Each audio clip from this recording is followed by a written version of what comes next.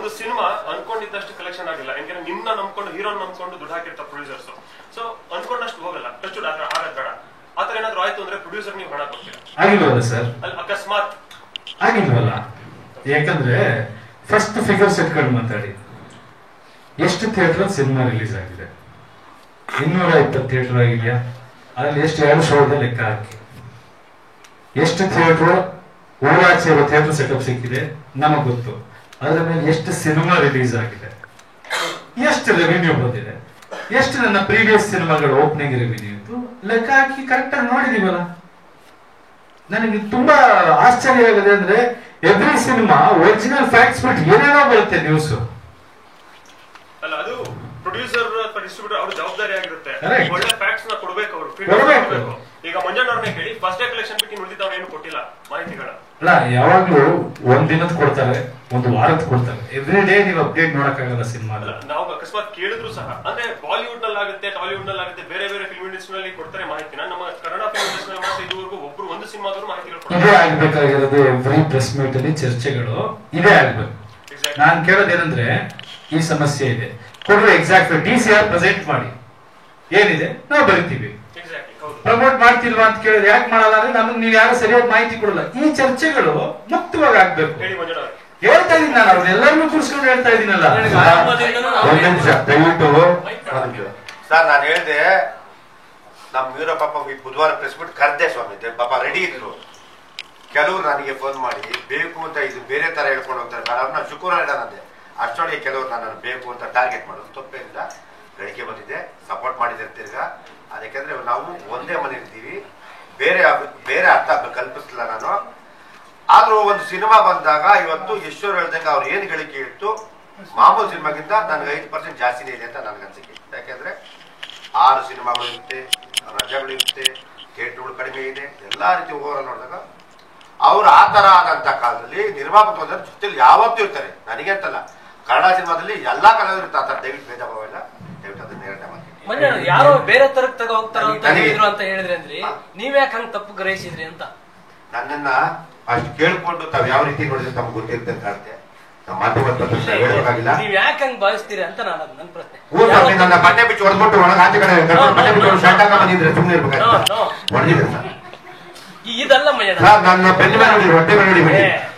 ನನ್ನ ಬೆನ್ನ ಮೇಲೆ ನೋಡಿರಿ, ಹೊಟ್ಟೆ ಮೇಲೆ ನೋಡಿಬೇಡಿ. ಎಲ್ಲವನ್ನೂ ಹಂಗೆ ಭಾವಿಸ್ತೇನೆ. ಎಲ್ಲಾರು ಭಾವಿಸಿಲ್ಲ, ನಾನು ದಯವಿಟ್ಟು ಅದರ ಅನ್ಕೊಂಡು ಎಲ್ಲಾರು ಭಾವಿಸಿಲ್ಲ ಪ್ಲೀಸ್.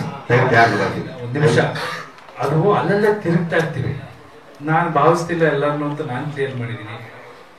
ನಾವೆಲ್ಲರೂ ಪಾಸಿಟಿವ್ ಆಗಿದ್ದೀವಿ ಅಂತ ನೀವು ಕ್ಲಿಯರ್ ಮಾಡಿದೀರ. ಮುಂದಕ್ಕೆ ಹೋಗ್ತಾ ಇರ್ಬೇಕು. ಯಾವತ್ತು ಚರ್ಚೆಲಿ ಅಲ್ಲಲ್ಲೇ ನಾವು ಸುತ್ತಬಾರ್ದು. ಈಗ ಸಿನಿಮಾ ಏನಾಗ್ತಿದೆ ಸರ್, ಒಂದೇ ಕ್ಲಿಯರ್ ಇದ್ದಿತ್ತು ಸರ್ ನನಗೆ, ಒಂದು ಗಿಮಿಕ್ ಅಂತ ಆಗಬಾರ್ದು ಸರ್. ಸತ್ತೋಗ್ಬಿಡುತ್ತೆ ಸರ್, ಒಂದು ಸತ್ಯನ ಸತ್ತೋಗ್ಬಿಡುತ್ತೆ ಅಷ್ಟೇ. ಅದಕ್ಕೆ ನನಗೆ ಗೊತ್ತು, ನಾನು ಪ್ರಮೋಷನ್ ಮಾಡಿದ್ರೆ ಪ್ರಾಬ್ಲಿ ಇನ್ನೂ ಜಾಸ್ತಿ ಆಗಿರ್ಬೋದಿತ್ತು. ಈಗ ಯಾರೋ ಕೇಳಿದ್ರು ಒಳ್ಳೇದು, ಬಟ್ ಆ ಜಾಸ್ತಿಗಿಂತ ಸತ್ಯ ಅನ್ನೋದು ಗೆಲ್ಬೇಕಲ್ವ ಸರ್. ನಿಮಗೆ ಗಿಮಿಕ್ ಅಂತ ಆಗ್ಬಿಟ್ಟು ಒಬ್ಬ ವ್ಯಕ್ತಿ ಒಂದ್ ಸಿನಿಮಾಗೋಸ್ಕರ ನಾಡಿನ ರೈತನ ಬಗ್ಗೆ ನಾಟಕ ಆಡ್ತಾನೆ ಅನ್ನೋ ತರ ಆಗ್ಬಿಟ್ರೆ, ಅಷ್ಟು ಕೋಟಿ ಜನರಿಗೆ ಮೋಸ ಮಾಡ್ದಂಗಾದ್ರೆ ಅದಕ್ಕಿಂತ ದುಡ್ಡು ದೊಡ್ಡದಲ್ಲ ಸರ್. ಹಿಂಗೆ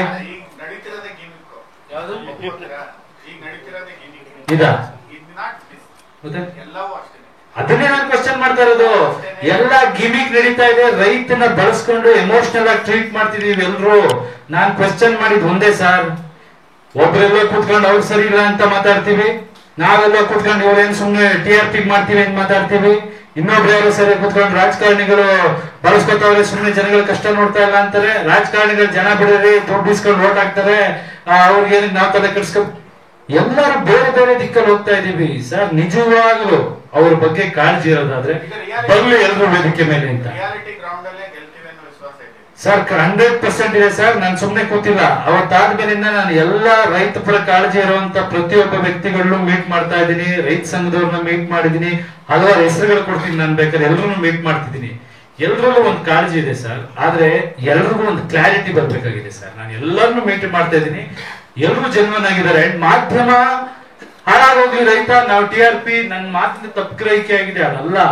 ಮಾಧ್ಯಮನು ಕಾಳಜಿ ಇಟ್ಕೊಂಡು ಹಲವಾರು ಕಾರ್ಯಕ್ರಮಗಳು ಮಾಡ್ತಿದೆ. ನಾನ್ ಕೇಳ್ತಾ ಇರೋದು, ಎಲ್ಲರೂ ಯಾಕೆ ಒಂದು ವೇದಿಕೆಯಲ್ಲಿ ಬಂದು ಒಕ್ಕಲಿನಿಂದ ಓಡಾಡಬಾರ್ದು? ಓ ಯಶ್ ಅವ್ರು ಯಾಕೆ ಬಂದಿಲ್ಲ ಅಂತ ಕೇಳಿದ್ಕೆ ಇವಾಗ ನಮಗ್ ಕೇಳ್ತಾ ಇದಾರೆ, ಹೋಗ್ಲಿ ಬಿಟ್ಬಿಡಿ ನಿಮ್ಮನ್ನ ನಾವು ಕೇಳಲ್ಲ. ಅದಲ್ಲ ಸರ್, ಯಶ್ ಯಾಕೆ ಬಂದಿಲ್ಲ ಅನ್ನೋದು ನಿಜವಾಗ್ಲೂ ಕೇಳ್ಬೇಕು. ನೀವು ಕೇಳಿದಾಗ ನಾನು ಉತ್ತರ ಹುಡ್ಕೋಬೇಕು, ಯಾಕೆ ಬರ್ಬೇಕಿತ್ತು ನಾನು ಅಂತ. ನನ್ನ ಪ್ರಶ್ನೆ ಇಷ್ಟೇ. ಸರಿ, ಬರ್ಬೇಕು, ಏನಕ್ಕೆ ಬರ್ಬೇಕು? ನಾನು ಕೇಳ್ತಾ ಇರೋ ಒಂದೊಂದೇ ಪ್ರಶ್ನೆಗಳು. ಬಂದ್ ಏನ್ ಮಾಡ್ಬೇಕು?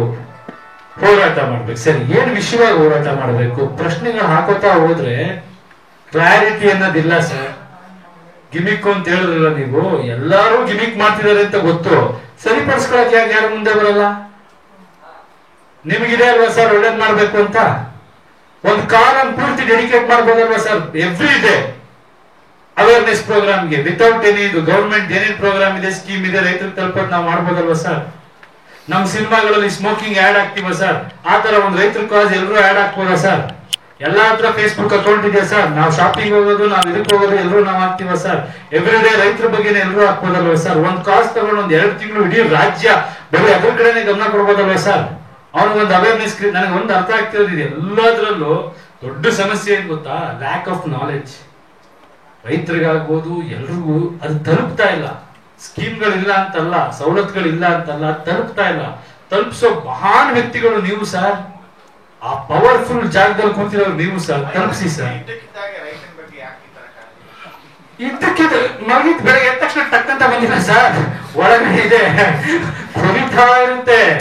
ಸತ್ಯ ನೀವು ತಟ್ಟೆಬ್ಸಿದಿರ ಸರ್. ನನ್ನ ಏನ್ ಮಾಡ್ತಾ ಇದ್ದೀರಾ ಅಂತ ಕೇಳಿದಾಗ ಕರೆಕ್ಟ್ ಏನ್ ಮಾಡ್ತಾ ಇದೀವಿ ನಾವು ಅಂತ ಅನ್ಸಿದೆ ನನಗೆ. ನನಗೆ ಎಷ್ಟೋ ಜನ ಕೇಳಿದ್ರು, ನೀವೆಲ್ಲ ಅಂದರೆ ಅವಾಗೆಲ್ಲ ಕರೆಕ್ಟ್ ಆಗಿದ್ರ ಅಂತ. ಸರ್ ನಾನು ಸರಿ ಇಲ್ಲ ಸರ್, ನಾನು ತಪ್ಪು.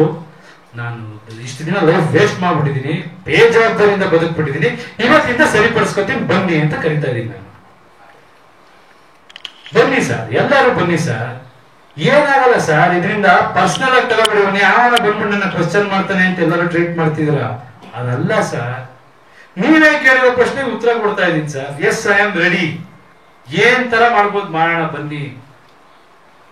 ಈ ಸಿನಿಮಾ ಸಂಬಂಧಪಟ್ಟಾಗ ಮಾತಾಡೋದಕ್ಕೂ ನನಗೆ ಅಳಕ್ ಬಂದ್ಬಿಡ್ತು ಸರ್. ಗಿಮಿಕ್ ಅನ್ಬಿಟ್ರೆ ಆ ಒಂದು ಶಕ್ತಿಗೆ ಅನ್ಯಾಯ ಮಾಡ್ದಂಗೆ ಆಗಲ್ವ ಸರ್? ಕೇಳ್ಬೇಕು, ನೀವೆಲ್ಲರೂ ತಟ್ಟು ಕೇಳ್ಬೇಕೆ. ಯಾಕೆ ನಾಟಕ ಆಡ್ತಿದ್ಯಾ, ಹಿಂಗ್ ಮಾಡು ಅಂತಿಲ್ಲ ಅಂದ್ರೆ ಗೈಡ್ ಮಾಡಿ ನನ್ನ, ಇಲ್ಲ ತಟ್ಟು ಕೇಳಿ. ಎರಡು ಇಲ್ಲದೆ ರೈತರು ಕೇಳಿದ್ಕೆ ಅದನ್ನ ಕೇಳಿದ್ರ, ನಾವೆಲ್ಲ ಕೇಳಿದ್ವಿ, ಮೀಡಿಯಾದವರೆಲ್ಲ ಕೇಳಿದ್ದು ರೈತರು ಯಶ್ ಅವ್ರು ಎಲ್ಲಿದ್ದಾರೆ, ಏನ್ ಮಾಡ್ತಿದ್ದಾರೆ ಅಂತ. ಅದನ್ನ ನಾವು ಮೀಡಿಯಾದಲ್ಲಿ ತೋರಿಸಿದ್ವಿ. ಕರೆಕ್ಟ್ ಅಲ್ವಾ sir? Let me finish.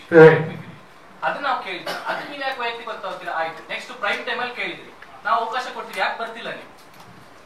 Sir ಒಂದೇ ಒಂದು ಪಾಯಿಂಟ್ ಹೇಳ್ತೀನಿ. ರೈತರು ಕೇಳಿದ್ರು ಅಂತ ಹೇಳಿದ್ರಲ್ವಾ, ಅದೇ ರೈತರು ಕೆಲವು ಪ್ರಶ್ನೆ ಕೇಳ್ತಿದಾರೆ ಅಂತ ನಾನು ಕೇಳ್ತೀನಿ ನಿಮ್ಗೆ. ಅದೇ ತರ ನೀವೇ ಪರ್ಸನಲ್ ಆಗಿ ತಗೋತಿದ್ದೀರಾ? ತಗೋತೀರಿ. ಯಾವ ಚಾನಲ್ ಸರ್ ನೀವು? ಯಾವ ಚಾನಲ್? Public TV. ನೀವು ಪಬ್ಲಿಕ್ ಟಿವಿ ಅವರು ಸರ್ ವಿಡಿಯೋ ಕೊಟ್ಟಿರೋದು ನೀವು ಸರ್, ವಿಡಿಯೋ ಮಾಡ್ಕೊಳ್ಳಿ ಸರ್. ನೀವು ವಿಡಿಯೋ ಇನ್ನೊಂದ್ ಸರ್ತಿ ನೋಡಿ. ನೀವು ಪ್ರೈಮ್ ಟೈಮ್ ಕೇಳಿದಿರಾ, ಬನ್ನಿ, ಅವಕಾಶ ಕೊಡ್ತೀವಿ. ನೀವು ಯಾಕೆ ಬರ್ತಿಲ್ಲ? ಒಂದಿನ ಸರ್, ನೀವು ಎಷ್ಟು ದಿನ ಕೇಳ್ತೀವಿ ಅಷ್ಟು ದಿನ ಕೊಡ್ತೀವಿ ನಾವು. ಓಕೆನಾ? ಸರಿ, yes, I am ready. Public TV is ready. Okay, ಇವತ್ತು ವೇದಿಕೆಯಲ್ಲಿ ಎಲ್ಲಾ ಚಾನಲ್ ಅವರು ಇದ್ದೀರಾ? ಎಲ್ಲರೂ ಇದ್ದೀರಾ? ಎಲ್ಲಾ ಚಾನಲ್ ಅವರು ಇದ್ರೆ ಪಬ್ಲಿಕ್ ಟಿವಿ ಅವರು ರೆಡಿ ಅಂದ್ರು. ಈ ಟಿವಿ ನ್ಯೂಸ್ ಅವರು ನನಗೆ ರೆಡಿ ಅಂತ ಹೇಳಿದ್ದಾರೆ. ಇನ್ನೆಲ್ಲರೂ ರೆಡಿ. ನಿಮ್ಮ ಬಗ್ಗೆ ಒಟ್ಟಿಗೆ ಕುತ್ಕೊಂಡು ಮಾಡೋಣ. ಒಂದ್ ನಿಮಿಷ ಆಯ್ತು ಸರ್, ನಾವೆಲ್ಲ ಒಟ್ಟಿಗೆ ರೆಡಿ. ನೀವು ದರ್ಶನ್ ಬನ್ನಿ, ಉಪೇಂದ್ರ ಬನ್ನಿ, ಸುದೀಪ್, ನೀವೆಲ್ಲ ಒಟ್ಟಿಗೆ ಬನ್ನಿ. 100% ಬರ್ತೀವಿ. ನಾವೇ ಕರೆಯೋಣ ಸರ್? ನಾನ್ ನಿಮ್ಮನ್ನ ಕರಿತಾ ಇದ್ದೀರಾ? ನಾನ್ ನಿಮ್ಮನ್ನ ಕರಿತಾ ಇದ್ದೀರಾ? ನೀವು ನನ್ನ ಕಾಳಜಿ ಇದೆ ಅಲ್ವಾ?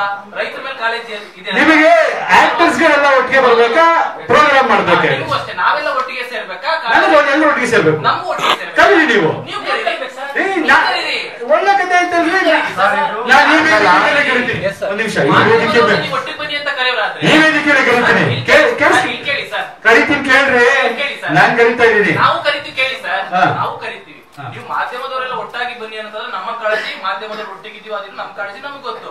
ನಾವು ಅದನ್ನೇ ಕೇಳ್ತಾ ಇದೀವಿ. ನೀವು ಮಾಡಿಲ್ಲ ಅಂತ ನಾವೆಲ್ಲೂ ಹೇಳಿಲ್ಲ. ಎಷ್ಟು ಸಲ ಚಿತ್ರರಂಗ ಒಟ್ಟಿಗೆ ಬಂದಿದ್ದೀವಿ. Let me finish. ಹೇಳಿ ಹೇಳಿ. ಯಾಕೆ ಅಷ್ಟೊಂದು ಎಕ್ಸೈಟ್ ಆಗ್ತೀರಾ? ನಾನು ಆಗ್ತಿದ್ದೆ, ನೀವು ಸರ್, ನೀವು ಆಗ್ತಿರೋದು. ನಾನು ಆರಾಮಾಗಿ ಕೇಳ್ತಾ ಇದ್ದೀನಿ. ನಾನು ಆರಾಮಾಗಿ ಹೇಳ್ತೀನಿ, ಹೇಳಿ ಅಷ್ಟೇ. ನಾವು ಒಟ್ಟಿಗೆ ಇರ್ತೀವಿ, ಹೆಂಗಿರ್ತೀವಿ ಅನ್ನೋದು ನಮಗೆ ಗೊತ್ತು. ನಾವು ಅದನ್ನ ನಿಮ್ಮನ್ನು ಕೇಳ್ತಾರೆ, ಎಲ್ಲ ಒಟ್ಟಿಗೆ ಬನ್ನಿ ನೀವು. ಸರ್, ಎಷ್ಟು ಸಲ ಬಂದಿದ್ದೀವಿ. ಇರಿ ಸರ್, ಒಂದ್ ನಿಮಿಷ ಕೇಳಿಸ್ಕೊಳ್ಳಿ. ಅವಕಾಶ ಕೊಟ್ಟಾರಲ್ವಾ? ಪ್ರಶ್ನೆ ಕೇಳ್ಬಿಟ್ಟು ನೀವೇ ಮಾತಾಡ್ತಿದ್ದೀರಾ? ಫಿನಿಶ್ ಅಂತ ನಾನು ಫಿನಿಶ್ ಅಂತ ಹೇಳಿ. ನಿಮ್ ಪ್ರಶ್ನೆ ಮುಗಿದ್ಮೇಲೆ ಹೇಳಿ. ಈಗ ನಾವೆಲ್ಲ ಒಟ್ಟಿಗಿರ್ತೀವಿ ಅಂತ ನೀವು ಒಟ್ಟಿಗಿರ್ಬೇಕು ಅನ್ನೋದು. ಯಶ್ ಅವ್ರು ಮಾತ್ರ ಆಹ್ವಾನ ಕೊಡ್ತಾ ಇದ್ದೀರಾ. ಹೇಳಿಸಿ ಎಲ್ಲ ಸ್ಟಾರ್ ಹತ್ರ, ಉಪೇಂದ್ರ ಅವ್ರ ಹತ್ರ ಹೇಳಿಸಿ, ದರ್ಶನ್ ಅವ್ರ ಹತ್ರ ಹೇಳಿಸಿ, ಸುದೀಪ್ ಅವ್ರ ಹತ್ರ ಹೇಳಿಸಿ. ಹೌದು ಯಶ್ ಅವ್ರು ಕರೆಕ್ಟ್ ಆಗಿ ಮಾಡ್ತಿದ್ದಾರೆ, ನಾವೆಲ್ಲ ಬರಕ್ ರೆಡಿ ಅಂತ ನೀವು ಹೇಳಿಸಿ. ಫಿನಿಶ್. Thank you.